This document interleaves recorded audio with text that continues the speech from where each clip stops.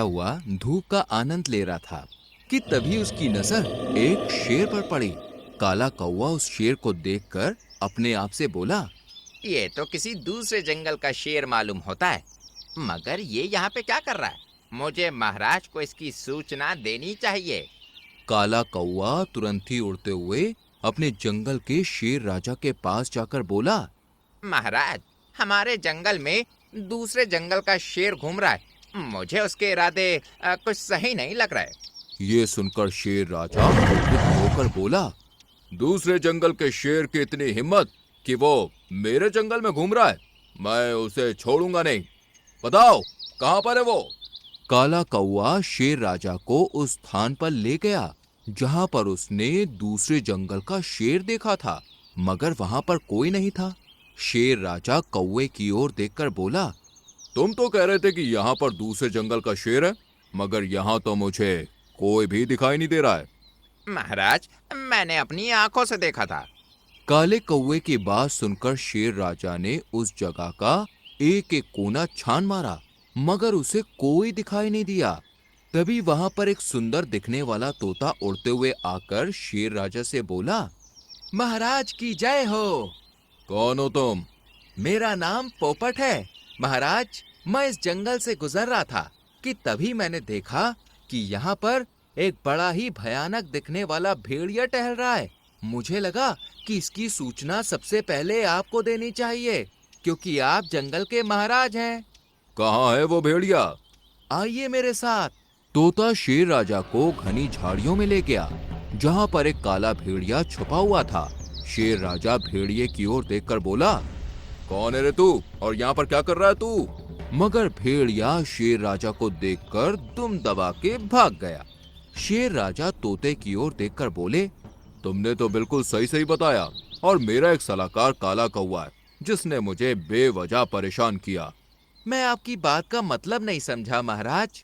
मेरा सलाहकार एक मूर्ख काला कौवा बोल रहा था कि उसने यहाँ पर दूसरे जंगल का शेर देखा है, मगर यहाँ पर तो मुझे कोई भी शेर दिखाई नहीं दिया। तोता काले कौवे का मजाक उड़ाते हुए शेर राजा से बोला, महाराज, सबसे पहले तो आपको अपने सलाहकार को बदल देना चाहिए। आपको एक दूसरा सलाहकार चुनना चाहिए जो कि देखने में सुंदर भी हो और सच्चा भी हो। तुम तो बातें बहुत अच्छी करते हो पोपट, और तुम सुंदर भी हो। तुम मुझे अच्छे लगे। आज से तुम ही मेरे सलाहकार हो। इतना बोलकर शेर राजा काले कौवे की ओर देखकर बोला, और सुनो काले कौवे, आइंदा मेरी गुफा के आसपास भटकने की कोशिश भी की तो तुम्हें जंगल से धक्के देकर बाहर निकाल दूंगा, समझे? इतना बोलकर शेर तोते से बोला, आज से तुम मेरे सलाहकार हो, इसलिए तुम्हें इस जंगल में खास सम्मान दिया जाएगा। शेर राजा तोते के साथ वहां से चला गया और काला कौवा बेचारा मुंह लटकाकर अपने घर पर चला गया और अपने घर के बाहर उदास बैठ गया। मीनू मौसी और रानू चिड़िया वहां से गुजर रही थी। काले कौवे को उदास देखकर वो दोनों काले कौवे के पास आ गईं। मीनू मौसी काले कौवे से बोली, क्या हुआ कौवे भाई, तुम उदास क्यों बैठे हुए हो? मीनू मौसी सही कह रही है कौवे भाई, तुम तो हमेशा हंसते गाते रहते थे और गुनगुनाते रहते थे और जंगल में हर जगह महाराज की तारीफ के गुणगान करते रहते थे। तुम्हें इस तरह से पहले उदास कभी नहीं देखा। काला कौवा मीनू मौसी और रानू चिड़िया को सारी घटना बताते हुए बोला, मेरी बात का विश्वास करो, मैंने अपनी आंखों से उस जगह पर किसी दूसरे शेर को देखा था, मगर महाराज ने मेरी बात पर विश्वास नहीं किया, बल्कि उस तोते की बात में आकर मुझे अपमानित भी किया और मुझे सलाहकार के पद से भी हटा दिया। मैंने महाराज की अब तक कितनी सेवा की, क्या मुझे महाराज की सेवा का ये फल मिलना चाहिए था? काले कौवे की बात सुनकर मीनू मौसी मुस्कुराती हुई बोली, कौवे भाई, अपना दिल छोटा मत करो। तुमने वो कहावत तो सुनी होगी, कर्म कर फल की इच्छा मत कर।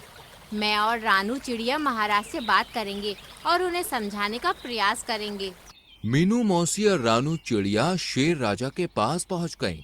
मीनू मौसी और रानू चिड़िया को देखकर पोपट तोता शेर राजा से बोला, महाराज, मेरी समझ में नहीं आता कि आप जंगल के शेर हैं या किसी चिड़िया घर के। तोते की बात सुनकर शेर राजा बुरी तरह से चौंकते हुए बोला, क्या हुआ पोपट, मुझसे कोई गलती हो गई क्या? तोता मीनू मौसी और रानू चिड़िया की ओर देखकर शेर राजा से बोला, जब मैं दूसरे जंगल में रहता था महाराज, तो मैंने देखा कि वहां के शेरों से शक्तिशाली जानवर मिलने के लिए आया करते थे और उनके सामने अपना सर झुकाया करते थे। मगर मैंने अभी तक आपकी गुफा में आपकी बराबरी का कोई भी आता हुआ नहीं देखा। अब आप ही बताइए कि इन मामूली चिड़िया का आपकी गुफा में क्या काम है? ये सुनकर रानू चिड़िया क्रोधित होकर बोली, अपनी हद में रहो आवारा तोते, तुम तो इस जंगल के भी नहीं हो। हमारे जंगल के महाराज और जंगल के राजाओं की तरह घमंडी नहीं है। वो सभी पक्षियों और प्राणी को बराबर का समझते हैं। यही बात तो मैं महाराज को समझाने का प्रयास कर रहा हूँ। क्या वह जंगल के महाराज हैं, इसलिए जंगल के छोटे मोटे प्राणी महाराज के बराबर नहीं हो सकते।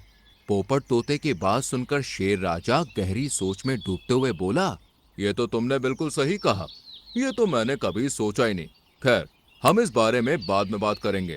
पहले हम इन पिद्दी चिड़ियों की खबर लेते हैं कि ये यहाँ पर क्यों आई हैं। शेर राजा के मुंह से ये शब्द सुनकर रानू चिड़िया क्रोधित होकर शेर राजा से बोली, महाराज, आपको दूसरे जंगल के पक्षियों की बातों में आकर अपने जंगल के पक्षियों का अपमान नहीं करना चाहिए। पूरे समय में अपने ही काम आते हैं। इस जैसे आवारा पोपट तोते तो मुंह छुपाकर भाग जाते हैं। रानू चिड़िया की बात सुनकर शेर राजा पूरी तरह से क्रोधित होते हुए बोला, यहाँ से निकल जाओ रानू चिड़िया, और साथ में इस मौसी को भी ले जाओ। नहीं तो लोग ये कहेंगे कि एक जंगल के राजा शेर ने मामूली चिड़िया को मार डाला। मेरी प्रजाति का नाम खराब हो जाएगा। निकल जाओ यहाँ से। रानू चिड़िया और मीनू मौसी मुंह लटकाकर वहां से निकल गए। शेर राजा तोते से बोला, मेरे दोस्त पोपट, अब तो मेरा व्यवहार तुम्हें शेरों जैसा लगा? हाँ, अब मुझे लगा कि मैं एक असली शेर का सलाहकार हूँ। रानू चिड़िया गुस्से से एक पेड़ पर जाकर बैठ गई। मीनू मौसी रानू चिड़िया से बोली, अपना दिल छोटा मत करो रानू। महाराज अपने आप को समझते क्या हैं? उन्हें कोई अधिकार नहीं सामने वाले को अपमानित करने का। समय का इंतजार करो रानू, महाराज को सब समझ आ जाएगा। कुछ दिन ऐसे ही बीत गए। पोपट तोते ने शेर राजा के दिल में अच्छी खासी जगह बना ली थी। वो दिन भर शेर राजा के गुणगान करता रहता है और शेर राजा अपनी ही तारीफ सुनकर खुश होता रहता है। एक दिन की बात है, शेर राजा अपने सलाहकार पोपट तोते के साथ जंगल में टहल रहा था कि तभी अचानक झाड़ियों से एक खूंखार शेर निकलकर शेर राजा के सामने आकर खड़ा होकर बोला, ना जाने मैं कब से इस मौके की तलाश में था मूर्ख शेर। आज मौका मिल गया। अब मैं तुझे मारकर इस सारे जंगल पर कब्जा कर लूंगा और जंगल के सारे प्राणियों को खा जाऊंगा। शेर राजा क्रोधित होकर खूंखार शेर से बोला, तुझे क्या लगता है कि तू मुझे ऐसे ही हरा देगा? अरे मुझे हराना इतना आसान काम नहीं है। शेर राजा की बात सुनकर खूंखार शेर हंसने लगा। तभी झाड़ियों से दो भेड़िए निकलकर खूंखार शेर के बगल में खड़े हो गए। खूंखार शेर शेर राजा से बोला, मैं यहाँ पर तुझसे अकेले मुकाबला करने नहीं आया हूँ। सारे जंगल पर कब्जा कर लूंगा और जंगल के सारे प्राणियों को खा जाऊंगा। शेर राजा क्रोधित होकर खूंखार शेर से बोला, तुझे क्या लगता है कि तू मुझे ऐसे ही हरा देगा? अरे मुझे हराना इतना आसान काम नहीं है। शेर राजा की बात सुनकर खूंखार शेर हंसने लगा। तभी झाड़ियों से दो भेड़िए निकलकर खूंखार शेर के बगल में खड़े हो गए। खूंखार शेर शेर राजा से बोला, मैं यहाँ पर तुझसे अकेले मुकाबला करने नहीं आया हूँ, क्योंकि मैं तेरी तरह मूर्ख नहीं हूँ। अरे मेरे साथ साथ मेरे ये दो वफादार भेड़िए भी हैं जो तुझे चीर फाड़ कर रख देंगे।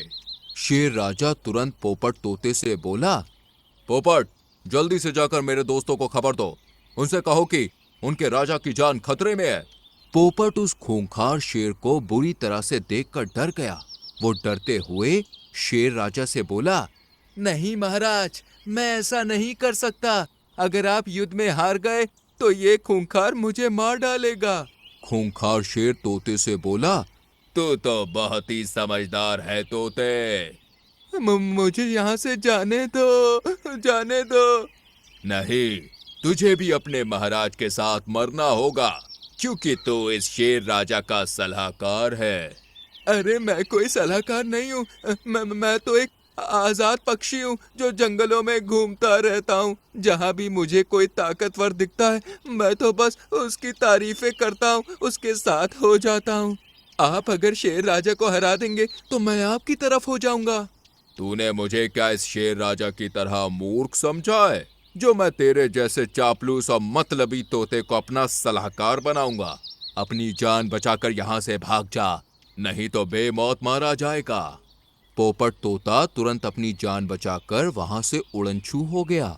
खूंखार शेर शेर राजा के ऊपर हमला करने ही वाला था कि तभी काला कौवा वहां पर पहुंचा। काले कौवे ने बड़ी ही फुर्ती से खूंखार शेर की आंख के ऊपर हमला कर दिया और पेड़ पे जाकर बैठ गया। खूंखार शेर बुरी तरह से तिलमिलाकर रह गया और गुस्से से बोला, मुझे कुछ दिखाई नहीं दे रहा। किस बेवकूफ ने मेरी आंखों पर हमला किया? तुम दोनों खड़े क्यों हो? उसे पकड़कर मेरे सामने लाओ। दोनों भेड़िए आसपास देखने लगे। तभी फिर से काले कौवे ने भेड़िए के ऊपर हमला कर दिया और वहां से भागने लगा। ये देखकर दोनों भेड़िए उसके पीछे भागने लगे। काला कौवा दोनों भेड़ियों को जंगल में बहुत दूर ले गया। वहीं दूसरी ओर मौका देखकर शेर राजा ने खूंखार शेर पर हमला कर दिया। खूंखार शेर को कुछ भी दिखाई नहीं दे रहा था। थोड़ी ही देर में शेर राजा ने खूंखार शेर को मार दिया। थक हार कर दोनों भेड़िए जैसे ही खूंखार शेर के पास आते हैं तो देखते हैं कि खूंखार शेर तो मरा पड़ा है। ये देखकर दोनों बहुत डर जाते हैं और दुम दबाकर वहां से भाग जाते हैं। तभी वहां पर काला कौवा शेर राजा की मदद करने के लिए मीनू मौसी, रानू चिड़िया और अपने दोस्तों को लेकर आ जाता है। मुझे क्षमा कर दो मेरे सलाहकार दोस्त, इसका मतलब तुम बिल्कुल सही कह रहे थे। खूंखार शेर काफी समय से जंगल पर मुझ पर नजर रख रहा था और मैंने तुम पर विश्वास नहीं किया। और मैंने तुम्हें पोपट की बातों में आकर बुरा भला भी बोला और तुम्हें सलाहकार के पद से हटा दिया। इतना बोलकर शेर राजा रानू चिड़िया और मीनू मौसी की ओर देखकर बोला, मुझे क्षमा कर दो रानू और मीनू, मैंने तुम्हें भी बहुत अपमानित किया है। महाराज, मैंने आपसे बोला था ना कि मुसीबत पड़ने पर अपने ही काम आते हैं। आप स्वयं देखिए कि आपका पोपट आपको अकेला छोड़कर भाग गया, मगर वही काला कौवा आपकी जान बचाने के लिए डटा रहा। मैं बहुत शर्मिंदा हूँ मेरे सलाहकार दोस्तों। मैं तुम्हारे पद पर तुम्हें दोबारा बैठाता हूँ और अपने जंगल में किसी भी विदेशी पक्षी या जानवर के आने की रोक लगाता हूँ। उस दिन